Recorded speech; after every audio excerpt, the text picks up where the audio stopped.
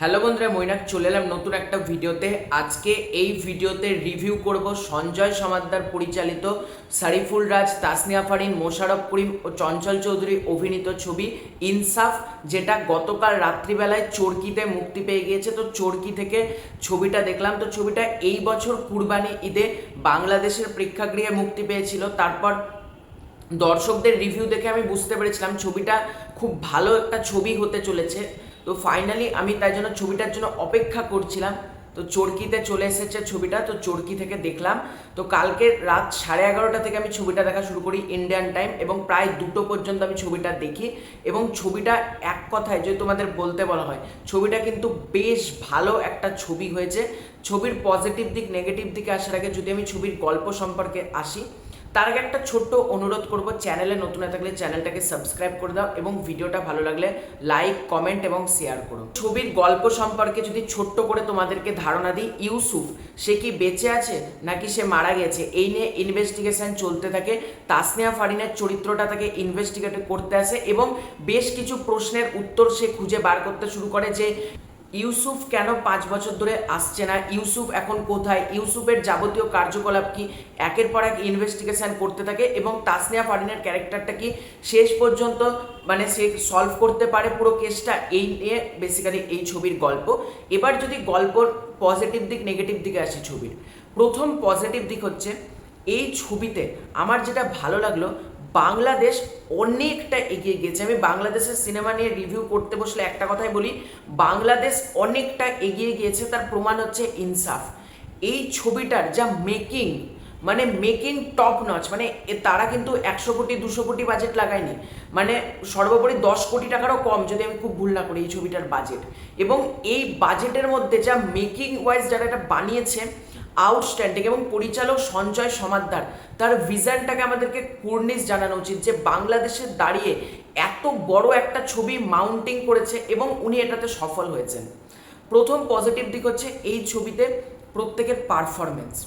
এখানে সারিফুল রাজ, ইউসুফ, তাকে তোমরা প্রথমে দেখতে পাবে না, প্রায় 35-40 মিনিট বাদে তার এন্ট্রিটা হয়। এবং প্রথমে তার একটা ছোট্ট ঝলক বেসিক্যালি দেখানো হয় ইউসুফকে, একটা পুলিশ বলা শুরু করে যে ইউসুফের একটা আজব চরিত্র, সে খুন করার পর নাকি দুধ দিয়ে গোসল করে, এরকমভাবে তার তার ক্যারেক্টার সম্পর্কে আমরা জানতে পারি।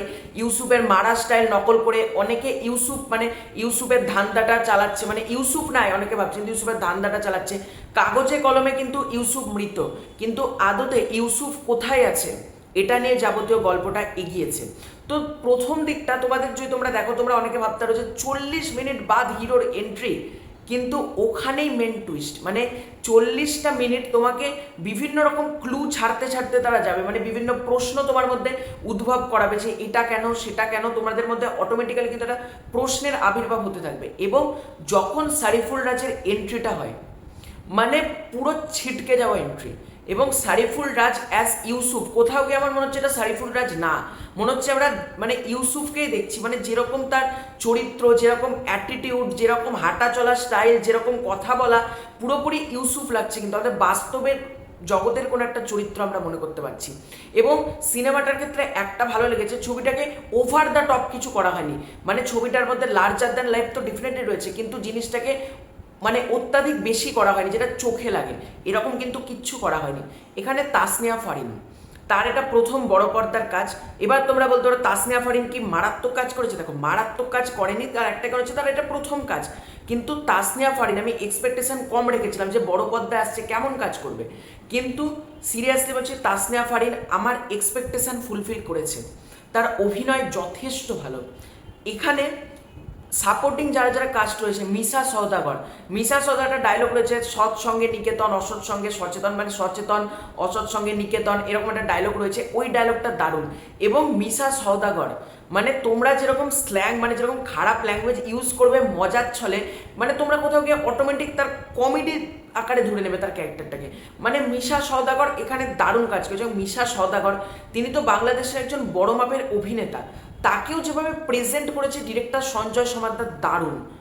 এখানে মোশাররফ করিমের এন্ট্রি হয় অনেকটা পরে, সিনেমার প্রায় শেষ মুহূর্তে মোশাররফ করিমের এন্ট্রি হয় তোমরা বলতে পারো। প্রথমার্ধে তো মোশাররফ করিম নাই, কিন্তু মোশাররফ করিমের এন্ট্রি এই যে 20 টাকার ডাক্তার, এই যে ডাক্তার মোশাররফ করিম এবং তার যে রূপ, তার লুকটা তোমরা যদি দেখো, তার দাড়ি, তার বিয়ার্ড সমেত যে লুকটা, আমরা এই অবতারে লাস্ট কবে মোশাররফ করিমকে দেখেছি? তো বলতে গেলে আমরা দেখিনি, কিন্তু সঞ্জয় সমাদ্দার প্রতিটা ক্যারেক্টারকে ভিন্ন ভিন্ন লুকে এখানে ডিজাইন করেছে। এখানে মোশাররফ করিমের লুক যেরকম আলাদা, একইভাবে চঞ্চল চৌধুরীর তোমরা যদি লুকটা দেখো, এবং শেষ মুহূর্তে চঞ্চল চৌধুরীর একটা ক্যামিও রয়েছে, এটা স্পয়লার দেওয়ার কিছুই নেই, কারণ চরকি থেকে চঞ্চল চৌধুরীর ছবি নারভায় পোস্ট করেই দিচ্ছে, তাই আমি বলেই দিলাম। চঞ্চল চৌধুরীর ক্যামিওটা অ্যাজ ওসমান সলিড, মানে ওই ক্যামিওটা কোথাও গিয়ে আমাদেরকে আলাদা হাই দেবে। ওই ক্যামিও যখন এই গিটার বাজাচ্ছে, গিটার বা ভায়োলিন টাইপের ওই তরোয়ালের সুতো লাগিয়ে, মারাত্মক। এবং চঞ্চল যদি এবার কোপাচ্ছে এবং হচ্ছে সবাই ইনসাফ করলে আমি কে দিয়ে লেখা হচ্ছে ইনসাফ টু লোডিং। আমি ইনসাফ টু দেখার জন্য মারাত্মক এক্সাইটেড, কারণ ইনসাফ ছবিটা যথেষ্ট ভালো একটা ছবি হয়েছে। মানে এই ছবিতে আমার পার্টিকুলার একটা বলতে হবে, ব্যাকগ্রাউন্ড মিউজিকের কাছে টেরিফিক একটা আছে, রা রা রা রা রা রা রা রা রা রা। এই যে এই ব্যাকগ্রাউন্ড মিউজিক সারিফুল রাজের যখন এন্ট্রি শুরুর দিকে আমরা রা রা রা রা রা রা রা রা রা রা, আর চঞ্চল চৌধুরীর যে বিজিএমটা সেটা আরেকটু ডিফারেন্ট। মানে ব্যাকগ্রাউন্ড স্কোরের কাজ অসম্ভব ভালো হয়েছে। এই ছবির কালার গ্রেডিংয়ের কাজ দেখো, কালার গ্রেডিংয়ের কাজ এক্সট্রা অর্ডিনারি না হলেও ছবিটার লুক অ্যান্ড ফিল কিন্তু প্রচণ্ড প্রিমিয়াম, ঠিক আছে? কোনো জায়গায় অত্যাধিক ডার্ক করা হয়েছে, সেটা আমি বলতে পারবো না। কিছু জায়গায় অত্যাধিক একটু ডার্ক করে ফেলাও কিন্তু হয়েছে, কিন্তু যেগুলো লাইটের কাজ, যেগুলো লুক অ্যান্ড ফিল, ছবির লুক অ্যান্ড ফিল ভীষণ প্রিমিয়াম। ছবির সিনেমাটোগ্রাফির কাজ, এই যে জাহাজের মধ্যে যাচ্ছে একটা লঞ্চ টাইপের, উপর থেকে শট নেওয়া হচ্ছে, ক্লোজ শট নেওয়া হচ্ছে, মানে সিনেমাটোগ্রাফির কাজ যথেষ্ট ভালো। মানে এই ছবিটা টেকনিক্যাল দিক যতটা উন্নত, ছবির পারফরমাররা ততটা উন্নত। ছবির ডায়লগের কাজ বেশ ভালো, মানে আমার সারিফুল রাজকে ডায়লগগুলো দারুণ লাগছে। ফজলুর রহমান বাবুর চরিত্রটাও যেভাবে এসেছে গল্পের মধ্যে বেশ কিন্তু ভালো লেগেছে আমার। মানে এই গল্পটা কাইন্ড অফ একটা ভালো গল্প, এবং এই ছবিটার মধ্যে তোমরা একটা এন্টারটেনমেন্ট প্যাকেজ পাবে। মানে অনেকে ছবি এত পজিটিভ দিক নেগেটিভ দেখে না, দেখে একটা এন্টারটেনমেন্ট প্যাকেজ আছে নাকি। এই ছবির মধ্যে ভরপুর এন্টারটেনমেন্ট পাবে, মানে আউট অ্যান্ড আউট একটা মাস কমার্শিয়াল ছবি যেরকম বোঝায়, এই ছবিটা কিন্তু সেটা। এবং এই ছবির মধ্যে এন্টারটেনমেন্টের কোনো কমতি নেই।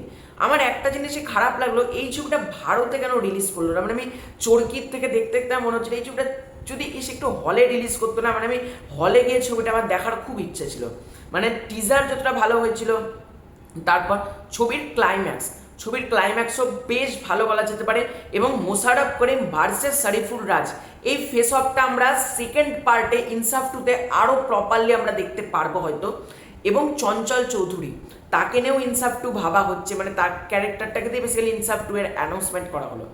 এবার যদি তোমরা বলো এই ছবির নেগেটিভ দিক, দেখো এই ছবির নেগেটিভ দিক খুব একটা নেই, তবে কালার গ্রেডিং যেগুলো ডার্ক করে ফেলা হয়েছে না, সেই জায়গাগুলোকে আরেকটু ঠিকভাবে আমার মধ্যে কালার গ্রেডিংটা করা যেতে পারতো। যেগুলো ডার্ক পোর্শন, সেগুলো অত্যাধিক কালচে ভাব চলে এসেছে, সেই জায়গাগুলো আরেকটু বেটার করা যেতে পারতো, এটা আমার পার্সোনালি মনে হয়েছে। এছাড়া আমার এই ছবিটাকে নিয়ে আর কিছু নেগেটিভ দিক নেই। ছবিটা বেশ ভালো, একটা ফুল টু এন্টারটেনমেন্ট ছবি আছে, এবং ডিরেক্টর সঞ্জয় সমাদ্দার তিনি ফাটিয়ে দিয়েছেন তার প্রথম ডাইরেক্টিংয়ে। মানে তিনি এর আগে যদি মানুষ সিনেমাটা ডাইরেক্ট করেছে, তো বাংলাদেশে যেহেতু প্রথম ডাইরেক্ট, তাই জন্য বললাম। এবং বাংলাদেশের গর্ব করা উচিত যে বাংলাদেশে একটা রায়হান রাফি রয়েছে, একটা সঞ্জয় সমাদ্দার রয়েছে, একটা মেহেদি হাসান হৃদয় রয়েছে। আমি ইন ফিউচার শাকিব খানের সাথে সঞ্জয় সমাদ্দারকে দেখতে চাই, দেখা যাক এই কোলাবোরেশনটা হয় নাকি। তো তোমাদের এই পুরো এন্টায়ার বিষয়টাকে নিয়ে কি মতামত কমেন্ট করে জানিও। চ্যানেলে নতুন হয়ে থাকলে চ্যানেলটাকে সাবস্ক্রাইব করে দিও। খুব শীঘ্র দেখা হচ্ছে নতুন কোনো ভিডিওতে, ততক্ষণের জন্য বাই বাই।